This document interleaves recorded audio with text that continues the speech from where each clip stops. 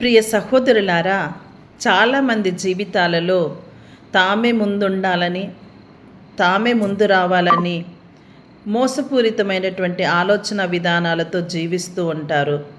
మరి అటువంటి మోసపూరితమైనటువంటి జీవితమును జీవించినటువంటి వ్యక్తిని గురించి మనము ఈరోజు తెలుసుకోబోతూ ఉన్నాము. అతనే యాకోబు. పితా, పుత్ర, పవిత్రాత్మ నామమున ఆమేన్. ప్రియ సహోదరి సహోదరులారా, యాకోబు అనే పేరుకు అర్థం ఏమిటో మొదట మనం గమనించుదాము. మరి హెబ్రీ భాషలో మడమ పట్టుకునేవాడు లేదా మార్చివేసేవాడు అని అర్థము యాకోబు అనగా. ఆయన జన్మించినప్పుడు తన అన్న ఏసావు మడమ పట్టుకొని పుట్టాడని ఆదికాండము 25వ అధ్యాయం 26వ వచనం తెలియచేస్తుంది. మరి ఇక్కడ అతని యొక్క స్వభావాన్ని సూచిస్తుంది. చతురత, ముందుకు రావాలనే కోరిక, కొన్నిసార్లు మోసపూరిత విధానం. మరి ఇక్కడ మనం గమనించినట్లయితే యాకోబు తన అన్న ఏసావు నుండి మొదటి పుట్టిన వాడి హక్కును పొందాడు. తర్వాత తండ్రి ఆశీర్వాదాన్ని కూడా మోసంతో పొందాడు. ఇక్కడ మనం చూస్తూ ఉన్నాం, ఆశీర్వాదం కావాలనే తపన సరైన మార్గం కాదు. మరి నేటి ప్రపంచంలో ప్రియ సహోదరులారా, చాలామంది కూడా విజయానికి షార్ట్ కట్స్ వెతుకుతున్నారు. మోసం, అబద్ధం, రాజకీయాలు ఉపయోగిస్తున్నారు. త్వరగా ఎదగాలని, రాజకీయ పరంగా వెళ్తే పనులు అవుతాయని రాజకీయ నాయకుల ద్వారా అబద్ధం, మోసాలతోటి కూడా తమ యొక్క పనులను చేసుకొని తామే పైకి ఎదగాలని కోరుకుంటుంటారు. కానీ దేవుడు మన బలహీనతలతో కూడిన మనిషిని ఎప్పుడూ వదిలిపెట్టరు కదా. ఇక చూసినట్లయితే ప్రియ సహోదరులారా, బేతేల్ అనుభవము. ఇక్కడ ఆదికాండం 28, 10, 22 వచనాలు మనం చూసినట్లయితే యాకోబు తన ఇంటి నుండి పారిపోతూ ఒంటరిగా ఉన్నప్పుడు ఒక కల చూశాడు. ఆకాశానికి చేరే మెట్టు, దానిపై దేవదూతలు ఎక్కి దిగుతూ ఉన్నారు. ఈ అనుభవం అతని జీవితంలో ఒక టర్నింగ్ పాయింట్లా మారిందండి. ఒంటరితనం మన జీవితంలో దేవుని దర్శనానికి దారి తీస్తూ ఉంది.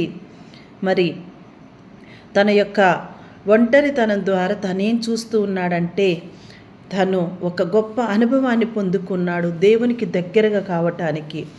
తర్వాత మరి తన యొక్క తండ్రి నుంచి ఒక దీవెనలు పొందుకోవాలని చెప్పేసి తన తల్లి కుమారులను కూడా మార్చి, మరి యాకోబు అంటే తన తల్లికి ఎక్కువగా ఇష్టం కాబట్టి తన యొక్క తండ్రి ఇస్సాకు దగ్గర ఒక దీవెనలు పొందుకోవాలని చెప్పేసి తన అన్న అయినటువంటి ఏసావునే మోసం చేస్తూ ఉన్నాడు. ఇక్కడ రిబ్కా తన యొక్క మరి తల్లి ఎలా కుమారుడికి సహాయం చేస్తూ ఉందో మనం గమనించినట్లయితే మనకి చాలా అంశాలు ఇక్కడ తెలుస్తూ ఉన్నవి. సొంత అన్నదమ్ముల మధ్య ఇలా ఉంటుందా అని చెప్పేసి మనకు అనిపిస్తూ ఉంది.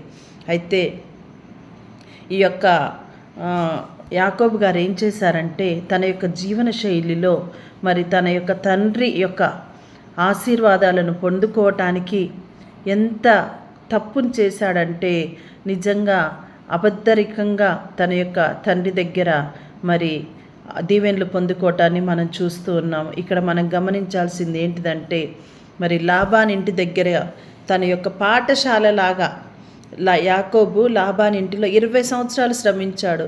తాను మోసం చేసిన వాడు ఇప్పుడు మోసపోయాడు.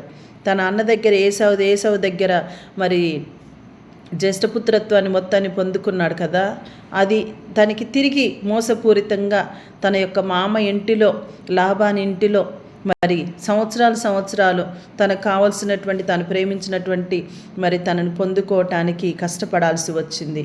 మరి ఇలాగే దేవుడు మన జీవితంలో పరిస్థితుల ద్వారా మన స్వభావాన్ని మారుస్తూ ఉంటారు. మరి ఇక్కడ మనకి యాకోబు గారు అందిస్తున్నటువంటి సందేశం ఏమిటంటే, కష్టపడి పని చేయటం, కుటుంబ బాధ్యతలు భరించటం, అన్యాయాన్ని ఎదుర్కోవటం ఇక్కడ యాకోబు గారు మనకు నేర్పించారు. ఇంకా యబ్బోకు దగ్గర పోరాటం, అంతరంగ యుద్ధం చేశాడండి. ఆదికాండం 32వ అధ్యాయంలో చూస్తున్న 22వ వచనం నుంచి యాకోబు దేవదూతతో రాత్రంతా పోరాడాడు. అప్పుడు అతనికి కొత్త పేరిచ్చారు, ఇజ్రాయేలు దేవునితో పోరాడి గెలిచిన వాడు అని. మరి అతనికి సంపూర్ణ మనసు వచ్చింది. మరి అతని జీవితంలో యబ్బోకు అనుభవం అంటే పాపంతో పోరాడాడు, ఆత్మ పరిశీలన చేసుకున్నాడు, కన్నీటి ప్రార్థన చేశాడు, మరి కొత్త మనిషిలా తయారయ్యాడు.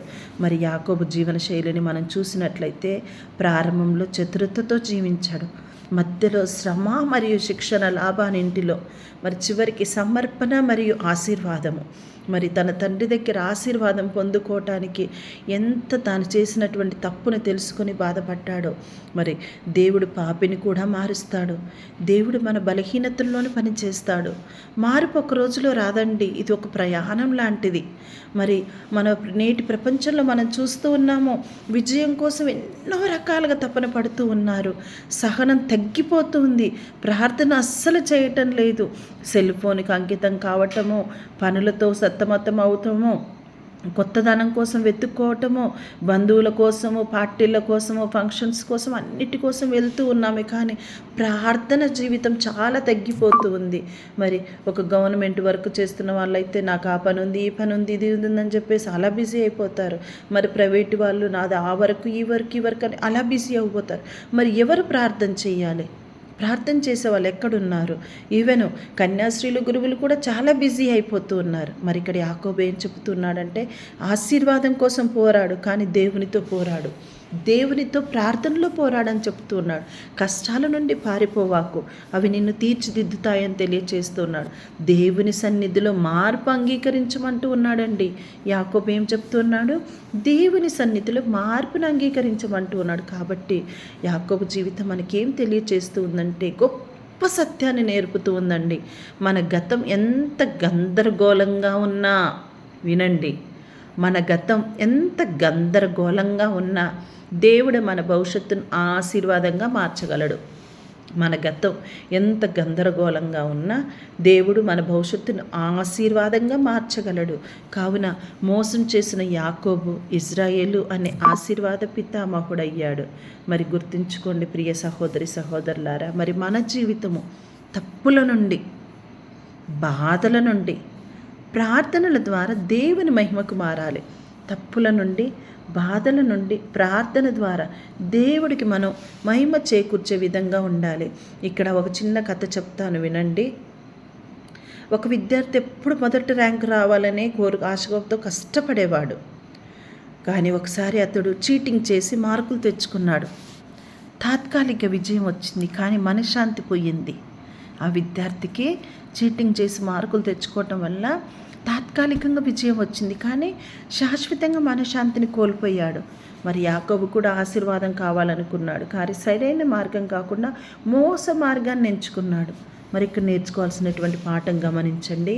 పదోన్నతి, రాజకీయాలు, ధనానికి షార్ట్ కట్స్, పేరు కోసం అబద్ధాలు, ఇవన్నీ కూడా ఆశీర్వాదం మోసంతో కాదు, మార్పుతో వస్తుందని మనం గుర్తించుకొని మనం పేరు కోసం అబద్ధాలు చెప్పొద్దు, ధన సంపదల కోసం షార్ట్ కట్స్ వెతుక్కోవద్దు, పదోన్నతి రాజకీయాల కోసం మనం పరిగెత్తొద్దు. దేవుని మీద ఆధారపడి ప్రార్థన చెయ్యాలి. ఎందుకంటే యాకోబు ఇంటి నుండి పారిపోయాడు. ఒంటరిగా భయంతో రాత్రి పడుకున్నప్పుడు మరి కల వచ్చింది కదా.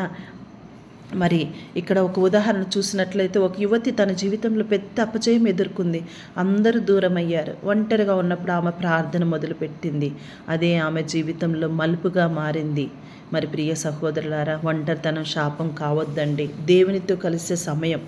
కాబట్టి యాకోబు అక్కడ ఒక రాయి మీద తలపెట్టి నిద్రపోయాడు. అది తర్వాత దేవుని మందిరంగా మారింది. మరి మన కష్టాలు కూడా బెతెల్ కావచ్చు, దేవుని సన్నిధి అనుభవించే స్థలంలా మారుతూ ఉంటుంది. కాబట్టి ప్రియ సహోదరులారా, ఇక్కడ యాకోబు 20 సంవత్సరాలు కష్టపడ్డాడు కదా లాబాను ఇంటిలో. మరి ఒక ఉద్యోగి తన సహోద్యోగిని మోసం చేసి పదోన్నతి పొందాడు.